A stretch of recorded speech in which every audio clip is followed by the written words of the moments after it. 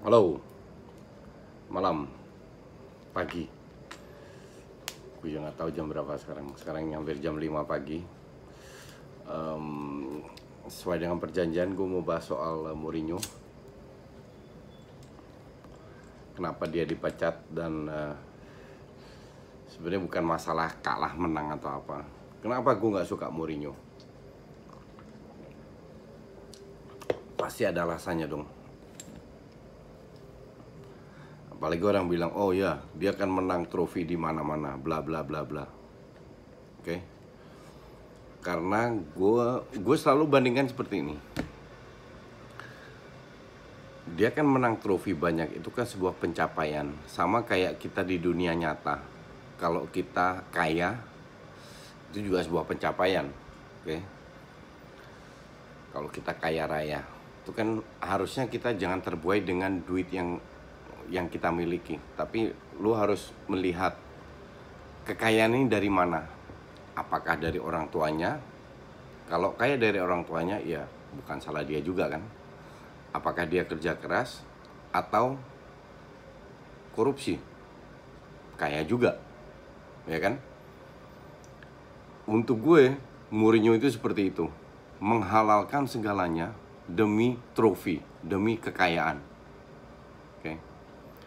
Dan kalau orang bilang sepak bola ini industri, yang penting juara, yang penting ini. Coba kita lihat flashback sedikit 3 tahun lalu pada saat Leicester juara. Yang kaya tetap siapa? Tetap MU yang ada di rank 6. Duit income-nya lebih banyak mana? Tetap MU yang berada di ranking 6 daripada Leicester. Apakah penonton Leicester bertambah? Apakah nilai jual sponsor bertambah? Apakah sponsor berdatangan karena Leicester juara? Tetap orang ingin sponsorin MU dan lain-lain dan klub-klub besar. Oke, jadi value-nya apa lu untuk jadi juara? Ya, di atas kertas untuk ego doang. Apalagi dengan cara bermain Ranieri kayak gitu. Nah, Mourinho ini gak jauh beda. Kalau lu bilang juara, ya coba kita flashback pada saat dia di Porto juara. Orang bilang pemainnya nggak ngetop, salah besar.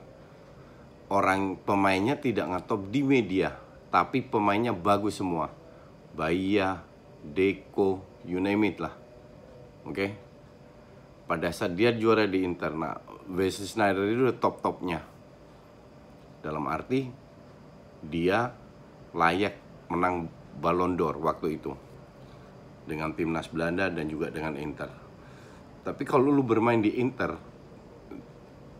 dan lu bermain bertahan, itu sudah budayanya. Orang masih bisa terima karena Italia memang memiliki budaya itu. Lihat dia di Madrid 3 tahun, ketemu Pep, ketemu tim yang menyerang, out. Cuma menang Copa sama La Liga 1 dalam 3 tahun. Nothing. Harusnya dalam setahun minimal dapat 3 trofi kalau dia merasa hebat. Kalah kemana-mana. Di Chelsea, lihat pemainnya ada. Lampard lagi, Chelsea tahun pertama, Lampard lagi top-topnya, Drogba lagi top-topnya, Balak, Terry, you name it lah. Oke. Kenapa dia selalu clash dengan pemain-pemain lainnya? Dan kenapa dia dipecat beberapa kali? Oke. Karena klub yang dia represent adalah klub besar. Inter klub besar, Chelsea klub besar, Madrid luar biasa besarnya. Oke. Dan sekarang dia pegang MU. Tahun pertama walaupun menang Piala Kardus, tapi di liga itu rank 6 loh. Jangan lupa, orang lupa bahwa dia itu nggak berprestasi apa-apa di tahun pertama. Tahun kedua oke, runner up. Kalau gue ngeliat lebih hancurnya kompetitor aja. Dan runner up itu kalau nggak salah selisih 19 poin sama MCT yang jadi juara. Oke. Jadi kalau dibilang Mourinho hebat itu kan dari sisi apa? Kalau dari sisi permainan nothing. Gue udah pernah jelaskan di video gue dan teman-teman deket gue dan bekas pemain futsal tahu. Kalau gue mau menang, itu gue pernah lakukan, menghalalkan segalanya demi kemenangan. Hanya ingin menunjukkan bahwa menang itu bukan hal yang susah. Yang susah itu adalah bermain indah dan menang. Dan tidak semua pelatih bisa. Kalau kalian nggak setuju, coba kita lihat 10-15 tahun terakhir. Yang juara di negara masing-masing, yang juara Liga Eropa, yang juara Champions League, ada berapa tim yang main bertahan? Coba. Nggak lebih dari 25%. Paling 15-20%. Yang lainnya nyerang semua. Dan itu memang sudah terbukti bahwa menyerang memang lebih menghasilkan di liga manapun. Lu lihat yang sekarang Juve lah di Serie A, selalu kuasai bola. Munchen, PSG, City, Barcelona, Ajax, PSV. Di Belgia ada Club Brugge, Anderlecht. Di Portugal ada Porto, Benfica, Sporting. Lihat, semua menyerang. Oke.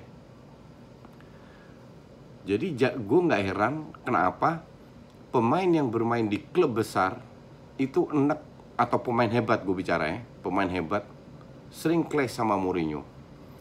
Ronaldo sering clash. Gue masih inget banget waktu itu lawan Barcelona, main 4-3-3, ujung-ujungnya parkir bis, kalah juga. Ronaldo marah-marah. Dia bilang kita memiliki kapasitas untuk bermain menyerang. Untuk apa kita bermain bertahan? Akhirnya clash juga dengan Ronaldo kan. Clash dengan Hazard. Di mana-mana dia dengan pemain hebat clash karena dia egonya terlalu tinggi. Dia ingin membuktikan bahwa dia lebih hebat daripada pemain. Justru seninya pelatih adalah bagaimana pemain hebat ini bisa egonya diredam tanpa konfrontasi. Karena yang dia bawa itu kan nama besar klub, bukan hanya dirinya. Dan dia tuh selalu melupakan itu. Kasus dia 2 kali dipecat di Chelsea dan sekarang di MU itu bukan kebetulan loh. Di Madrid kalau nggak diperpanjang sama aja kayak dipecat untuk gue.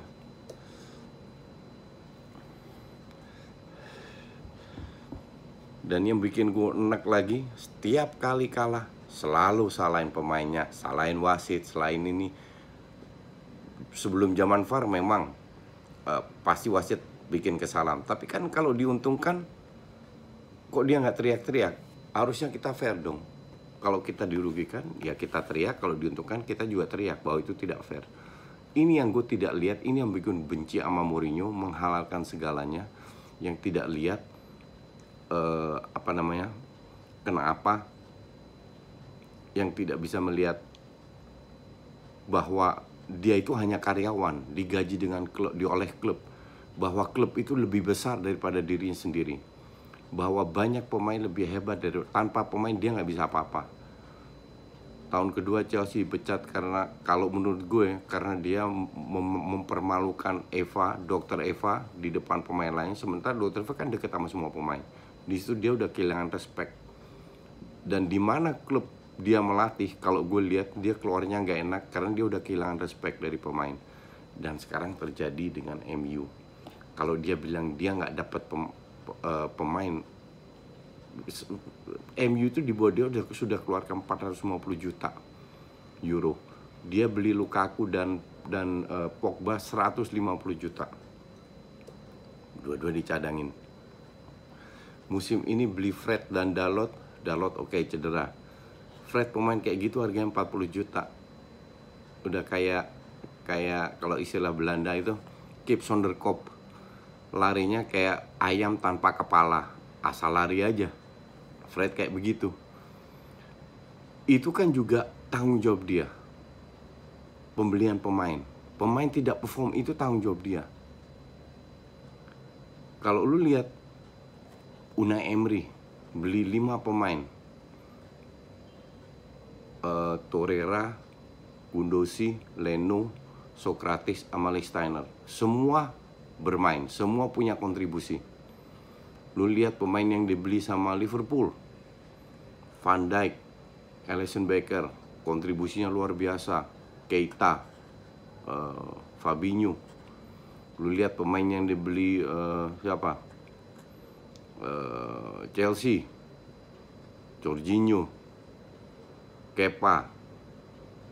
Lu lihat pemain yang dibeli City, Laporte. Semua pemain yang dibeli itu kan tanggung jawab pelatih. Jadi untuk gue bukan alasan bahwa gue nggak dapet pemain terus prestasi gue hancur-hancuran. Lu lihat Spurs zero beli pemain, tapi at least mereka bisa berprestasi, mereka menunjukkan sepak bola yang indah. Kenapa Liga Inggris terakhir ini dari ranking 4 di UEFA, ranking 3, terus sekarang ranking 2 di Eropa? Kenapa mereka poinnya dapat banyak? Bukan karena Mourinho, ya karena pelatih-pelatih hebat yang sekarang berkat duit, of course, yang sekarang ada di Liga Inggris. Sarri lah, Klopp lah, Pochettino, Pep, Unai Emery, dan gue nggak tahu next berikutnya siapa pelatih MU. Tapi mereka yang mengangkat klub Liga Inggris di Eropa ke ranking 2 di bawah La Liga. Nah, ini yang gue sebut bahwa tim sebesar MU nggak layak punya pelatih seperti Mourinho. Udah berkali-kali gue sebut, bukan pertama kali. Gue nggak benci MU. Untuk apa gue benci MU? MU itu klub besar yang sangat direspek. Gue sangat respect MU pada saat zamannya Ferguson, Van Gaal. Tapi sama sekali tidak respect MU di bawahmu, karena MU tidak menunjukkan bahwa sesuai dengan harganya, kapasitasnya. MU itu value-nya paling tinggi di dunia, 4,1 miliar dolar. Nomor 1 itu di dunia MU, di atas kertas. Value-nya, kalau orang mau beli MU kasarnya begitulah, paling mahal di dunia. Tapi punya pelatih main kayak gitu. Lu lihat statistiknya lawan Liverpool, 64 long ball ya. Artinya setiap 1,5 menit 1 kali long ball dari belakang, dan yang nyampe dari 60 hanya 20. Liverpool 45 long ball, yang nyampe juga 20. Apakah MU tidak punya kapasitas untuk bermain modern? Itu bohong besar. Lu lihat kualitas pemain yang dimiliki MU. Ini bukan nggak bisa, tapi nggak mau. Kenapa? Kalau gue bilang emang otaknya mentok, IQ-nya mentok, nggak bisa mengikutin perkembangan sepak bola modern. Sampai komentatornya beIN Sport yang di Doha, yang bule, dibilang the problem dengan Mourinho adalah strateginya out of date, udah kuno, usang, sama kayak Wenger, usang. Arsenal di bawah Wenger nggak kemana-mana, mainnya kiri kanan belakang ya, karena itu usang. Nah, sepak bola ini kan dinamis, berubah terus. Sekarang bukan kiri kanan untuk buka celah di defense, direct football, direct. Dan itu yang sangat kelihatan adalah permainan Arsenal sekarang dengan Torreira, Gundesi. Dulu zamannya Wilshere, Ramsey, kiri kanan belakang, nggak berani ambil true pass. Lu lihat Soton sekarang bermain, ganti pelatih, efeknya kayak apa? Lawan Arsenal menang, itu layak menang. Mereka high press dengan 6 orang, bukan 1-2 orang, 6 orang. Jadi perubahan pelatih itu penting. Dan Pange yakin MU nggak akan pecat Mourinho karena buyout klausulnya terlalu mahal. Ini juga gue aneh, berapa bulan pemain pelatih yang punya track record tidak pernah lebih dari 3 tahun diperpanjang waktu dengan kontrak dengan 3 tahun lagi. Untuk gue so stupid ini Edward West. Tapi nampaknya dia dan boardnya MU udah sadar dan berani memecat dia. Udah nggak masalah soal duit lah, MU duitnya nggak kekurangan, paling banyak. Jadi gue rasa Pak Pange juga nggak usah kaget, mereka pasti beli defender. Walaupun gue agak bingung kenapa Smalling diperpanjang. Anyway, dengan Smalling pun MU bisa bermain luar biasa hebat. Coba faktor kedua, lu lihat pemain muda yang mana sih? Ada berapa di dalam karirnya MU yang naik berkat dia? Nyaris nggak ada. Rashford stuck, Lingard stuck, bahkan cenderung menurun. Alexis ancur-ancuran. Lukaku di Everton luar biasa, drop. Nggak usah bicara soal Pogba. Dan di Chelsea dan di Madrid pun sama. Ini ada cerita soal Madrid yang gue nggak akan lupa. Dia selalu bermain dengan 2 DM waktu di Madrid. Tapi pada saat ketinggalan 1 DM digantikan attacking midfield, dimasukin si Kakak. Kakak selalu cadangan di bawah dia. Tapi tiap kali dia masukkan itu dari ketinggalan, dia unggul, menang. Sering kali begitu. Atau seri bermain dengan 1 DM, menang. Sekarang pertanyaan gue, kalau lu udah bisa menang itu, kenapa lu nggak dari awal main dengan dua attacking midfield dan 1 DM? Kan tololnya di situ. Jadi justru kalau lu tanya apakah gue seneng, nggak, gue sama sekali nggak seneng Mourinho out.